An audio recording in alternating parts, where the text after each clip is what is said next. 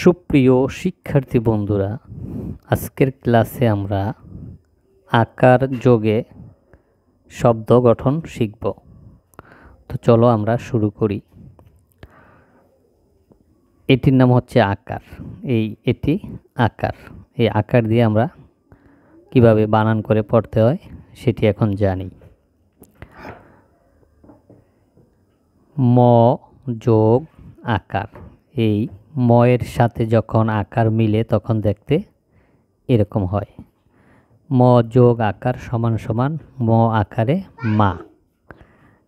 এখানে এই শব্দটির নাম হচ্ছে মা। অথবা আমরা এভাবে বলতে পারি ম আকারে মা, ম আকারে মা, মা মা। আকার দিলে ময়ের সাথে ম আকারে মা হয়। এরকম দুইটি মা একসাথে মিললে হয় মা মা। তারপরে আমরা দেখব ব যোগ আকার। বয়ের সাথে আকার মিললে উচ্চারণ কি হবে? ব আকারে বা। এখন আমরা দেখব দুইটি বা মিলে কি হয়? ব আকারে বা, ব আকারে বা, বা বা। দুটি বা মিলে হবে বাবা। আমরা আরও শব্দ শিখি। এখানে ব আকারে বা, ব আকারে বা, বাবা। দ আকারে দা, দ আকারে দা, দা দা। এই প্রত্যেকটির সাথে প্রত্যেকটি ব্যঞ্জন বর্ণের সাথে আকার যোগ করে যে উচ্চারণ হয় সেটি আমরা দেখছি। এখন আমরা চয়ের সাথে আকার যোগ করব। চ আকারে চা। চয়ে যখন আকার দেওয়া হয় তখন উচ্চারণ হবে চা। এরকম দুইটি চয়ের সাথে আকার মিললে কি হয়? চা চা। চয় আকারে চা, চয় আকারে চা, চা চা। তারপরে আমরা এখানে দেখছি ক যোগ আকার। কয়ের সাথে আকার মিলে উচ্চারণ হবে ক আকারে কা, ক আকারে কা। দুটি কা মিলে কি হয়? কা কা। ক আকারে কা, ক আকারে কা, কাকা। তারপরেরটি আমরা দেখছি ড, ড যোগ আকার। ড এর সাথে যখন আকার মিলে তখন হয় ড আকারে ডা। আর এখানে আমরা দেখছি ক আকারে কা। এই দুটি শব্দ মিলে কি উচ্চারিত হলো? ডা কা। এখানে ড এ আকারে হয় ডা, ক এ আকারে হয় কা, মিলে হলো ডা কা।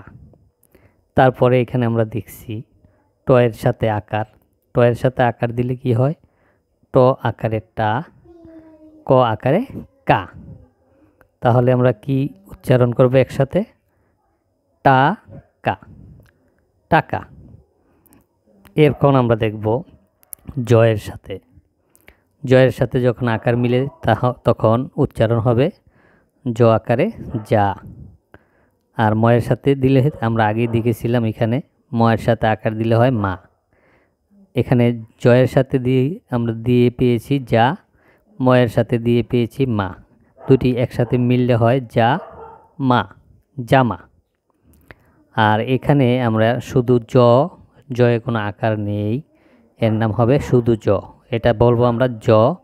আর এখানে বয়ে আকার দিলে হবে বা। দুটি একসাথে মিলে হবে জ বা। অর্থাৎ আমরা যেই জবা ফুল দেখি সেই জবা। জ ব আকারে বা, জবা। এখানে আমরা ছয়ের সাথে আকার দিয়ে উচ্চারণ কি হয়? ছ আকারে সা। ছয় আকার দিলে হবে সা, আর তয় আকার দিলে হবে তা। তাহলে দুটি একসাথে মিলে হবে কি? সা তা, সাতা। এখন আমরা কিছু শব্দের মাধ্যমে বাক্য তৈরি করব। এর নাম হলো বাক্য। এই তিনটা শব্দ মিলে একটি বাক্য হয়েছে। এই বাক্যটি আমরা পড়ি।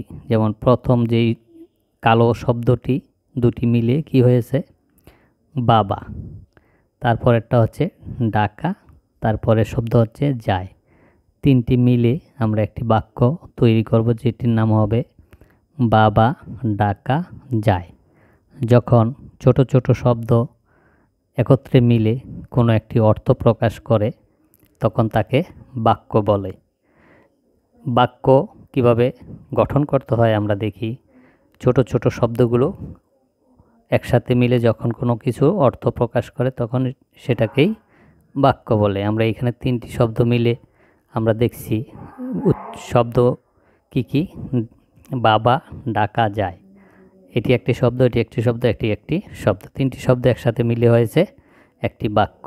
বাক্যগুলো অর্থবহ, সেই জন্য এটি বাক্য। তারপরের শব্দটি আমরা দেখব বাক্যটি।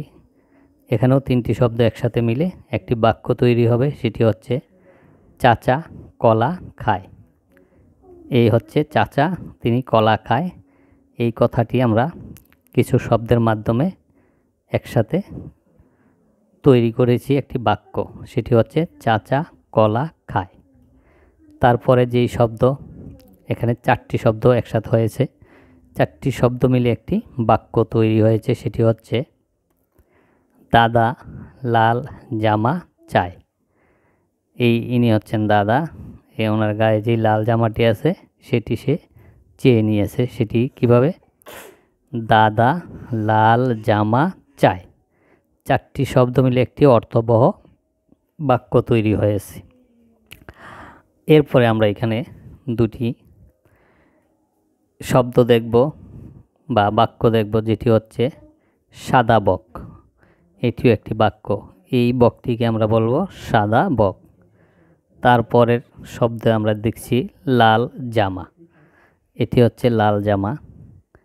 এই শব্দ দুটি মিলে একটি ছোট বাক্য হয়েছে সাদা বক লাল জামা।